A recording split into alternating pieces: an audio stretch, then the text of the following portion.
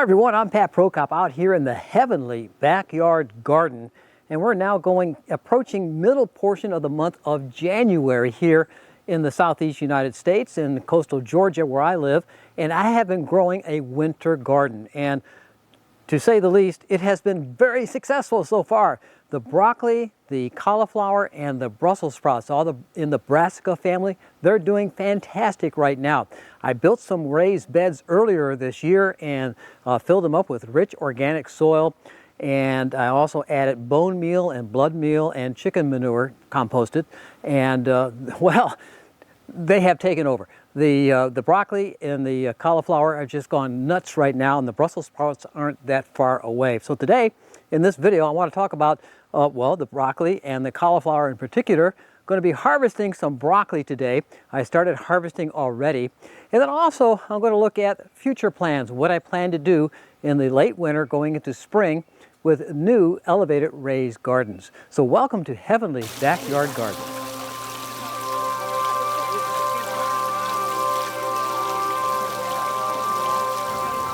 This is one of my broccoli planters. It's a little 1 meter by 1 meter cube and about 15 inches high or deep. And here I've been growing the broccoli, and it has been going crazy. Look at the size of these leaves. We've had some fantastic January and December weather here in my location of southeastern Georgia, coastal Georgia, as a matter of fact, zone 9A, I believe I'm in. And look at the heads of cauliflower. This head right here, this is going to be on the dinner table tonight. So let's cut this head of broccoli right now, and I have it all ready. I want to show you this. I believe this is Waltham 39 broccoli. There's the head. Look at that. Gorgeous head of broccoli. Pull off the leaves to give you a better idea how it looks. And just put the leaves there. They'll go in the compost pile. There. Look at that head of broccoli. That is going to be wonderful for tonight's dinner.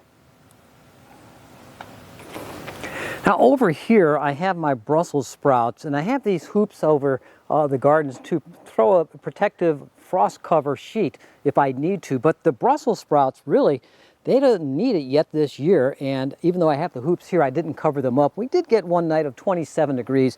These can take it down to about 22 degrees before any damage occurs on the plants themselves. But anyway, the Brussels sprouts are doing very well, and I got Brussels sprouts forming on the stalk right here. Looks like about 2 weeks away before I start harvesting Brussels sprouts for our yummy dinners. And I tell you what, Brussels sprouts have gotten a bad rap over time, but if you haven't not grown Brussels sprouts and picked them fresh, I tell you, they taste nothing like store-bought Brussels sprouts. And another nice thing about home gardening is I know exactly what went into this soil and what's going into the plant. It's all organic. No pesticides were used. That's another nice thing about winter gardening. You don't have the butterflies and other insects eating away at the leaves and so forth. And so you don't really have to spray them that much with the pesticides. And they're doing very well. These are very fresh, organic Brussels sprouts.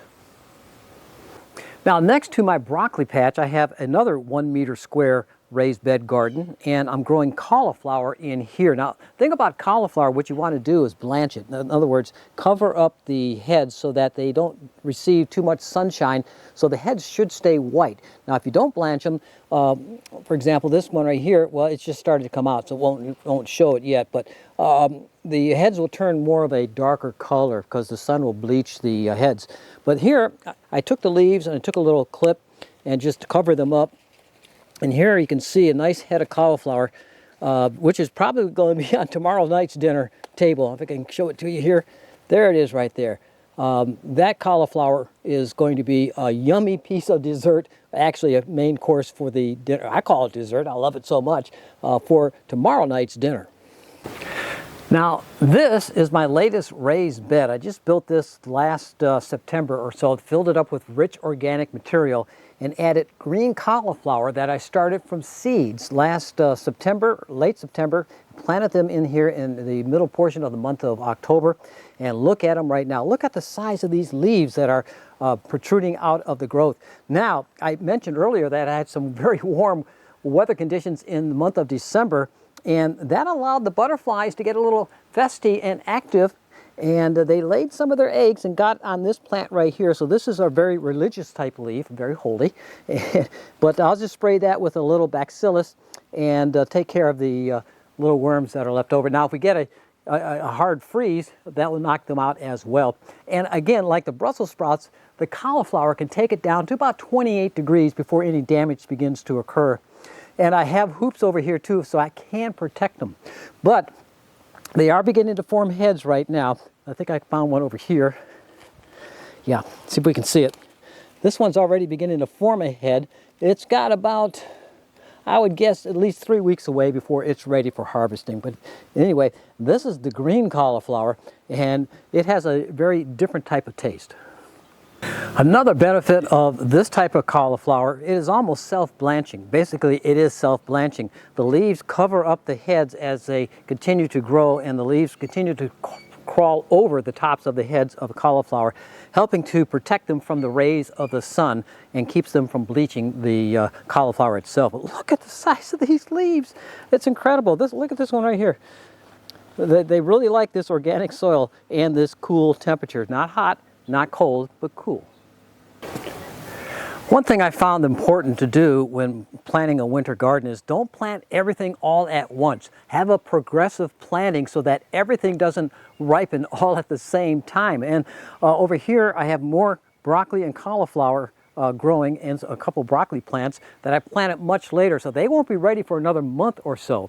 Over here I have another type of broccoli. This is green comet broccoli over here, and oh, I love green comet broccoli. These are the ones that you see a lot of times in the store with those very tight heads, and these have about another 2 weeks to go, and they'll be ready for harvesting for our evening dinners. And over here, I'm experimenting with beets. I really don't like beets, but they're really good for you. A lot of people do like beets. I never had them fresh from the garden. Anyway, I got fresh beets over here, ready to go. And it looks like about another month or so for them. And I do love carrots, particularly in soups and on salads. I got carrots going on over here. They got a while yet to go, but they don't mind the cold weather either. However, I have a freeze sheet ready to throw over them in the event temperatures get too cold. And finally, this is my next venture. I'm building new raised bed gardens. Here I had some daylilies and some Asiatic and Oriental lilies growing, and I've been digging out the bulbs and the plants associated with those and moving them to other locations in the heavenly backyard garden. But here I plan to build another 16-inch high raised bed. They're going to be 8 feet by 4 feet long in width for this area here. I'm going to build 2 of them, one here and one up over there. So those will be the new raised bed vegetable gardens coming to the heavenly backyard garden.